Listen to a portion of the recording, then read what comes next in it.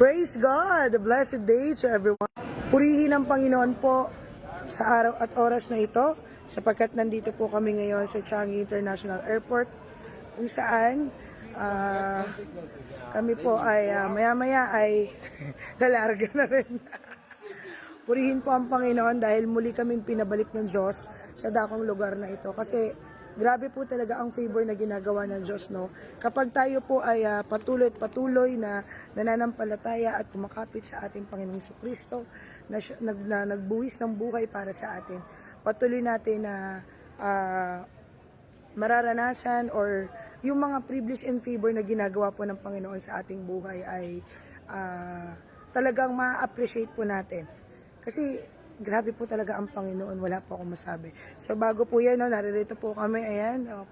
Pastora Rowena, lingon, isang sulyap mo. Yan, at ang mga ibang pastor, ayan, kaway-kaway naman. Ayan tayo. Oh. Yan, praise God, hallelujah. Saan iba natin kasama? Nagpipicturan pa. Nako, nagpipicturan pa. Nung last year po kasi, doon po kami dito papakita ko po sa inyo. Nung last year po, dito po kami inikot ko rin to. Actually, nandito kami sa Terminal 1, no? Pero ang aming flight po kasi ay nasa Terminal 3. So, medyo malalayo kasi kailangan pa namin mag-Skytrain para lumipat ng ibang terminal. So, ito po yung kapag po halimbawa kayo po ay mga turista, ganun. Tapos, dito po kayo dadaan sa kanilang immigration. Ito po yan. Ito po yung na yan. Yan, nakikita niyo pong mga puti. Ayan po sila. Ayan. So, ngayon po, ito po, yung last year po na nag-live ako. Dito po siya. Ito po pala ang aking pamilya, no? Papakita ko po ulit. Live na ka-live tayo, oh. Yan. God bless din po kay Bishop David Ren. Praise God. Salamat po sa panonood. Grabe, nahiya naman ako. Purihin po ang Panginoon sa buhay nating lahat. So last year po, dito po ako nag-live. Exact na dito po ako nag-live. May mga may mga aquarium po dito, no? Kasi po, kaya po kami bumalik dito sa part na to. Kasi yung dalawa kong pamangkin, hindi sila nakasama last year. Ang nakasama lang kasi namin last year ay si Jeremiah Gabriel, yung bunso.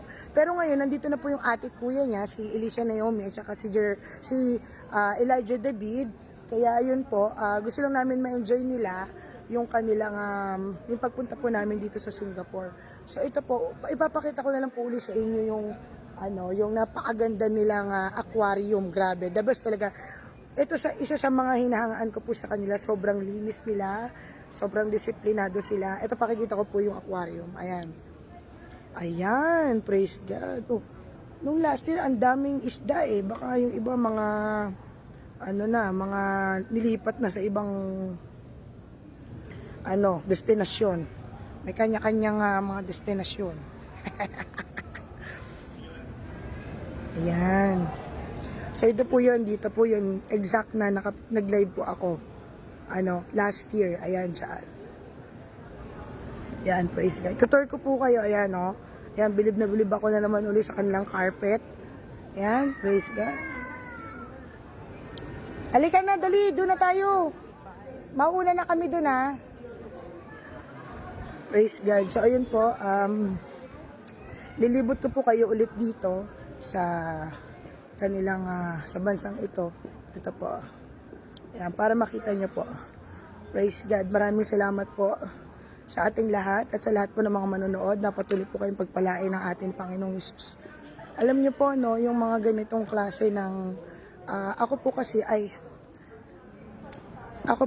ay hindi po ako mahilig. Personally po sa akin, hindi ako mahilig sa mga luxurious. Ibig sabihin yung mga highest brand, yung mga ng mga brand. Ako ay simple lang. Simple lang ako. Gusto ko yung simple lang, kahit nasa okay lang binili.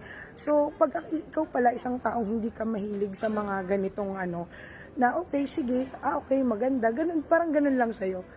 Kasi, bilang pong isang lingkod ng Diyos, no, dapat, ang masasabi ko lang po sa ibang mga tao, lalo ako, sa ibang lingkod ng Diyos, kapag ikaw lingkod ka ng Panginoon, dapat matuto ka at marunong kang makontento sa buhay. Hindi mo kailangan ng mga mahalin.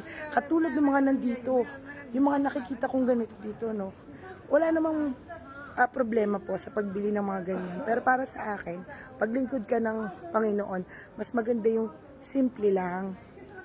Hindi na yung kung ano-ano pang pinaggagagamit mo. Oh, okay naman, deserve mo naman yan. Kung may trabaho ka, may ano ka, kaya mong bilhin. Wala namang problema. Pero, alam nyo po, di ba, naalala nyo po, kapag kasi pagka nire-remind ako ni Lord, kapag ikaw lingkod ka niya, lalo ang Panginoong Kristo, He is the King of Kings and the Lord of Lords. He is Christ the Messiah. Hinubad niya muna yung kanyang crown, di ba? Tapos, andito, umano siya sa lupa, bumaba siya dito sa lupa. So, dapat tayo bilang mga lingkod ng Diyos, maging Christ-like nga tayo, di ba? So, yung ano natin, yung ating buhay bilang isang mananampalataya, maging katulad din tayo ng ating Panginoong Jesus. Hindi ko naman sinasabing huwag kayong bumili ng mga luxurious brand o sinasabi ko na wala akong pambili. Ang ibig ko lang sabihin, ini-enjoy ko lang yung ano ko sa aking buhay bilang isang lingkod ng Diyos, na kaya ko rin kayo tinutur din dito kasi gusto kong ma-appreciate nyo rin na maybe one day na dalhin kayo ng Panginoon sa lugar na ito. Kasi hindi ko naman expect na muli akong papupuntahin ng Diyos dito eh. Kumbaga sa aking buhay po, no, sabi ko nga last year, kung luluubin muli ng Panginoon na makabalik po ako sa bansang Singapore, ay it's an honor and privilege para sa akin. So, purihin po ang Panginoong Kristo. Prayer, grabe talaga ang Panginoon. Kasi, pag meron tayong pinapanalangin kay Lord, pagdadaan ka, ayan, nawala na, medyo humina yung wifi natin dito. Kasi sa bawat nilalakaran po, pwedeng maputol-putol yung wifi, kaya mapuputol-putol, slow connection talaga. Kasi nga, connect siya sa kada sa kada lugar ng ano na ito. So, papunta na po kami dito sa actually, this is my favorite part ng airport na ito. Kasi, hindi ko to na-tour nung nakaraan sa inyo eh. Para siyang European style kasi ng airport. At saka,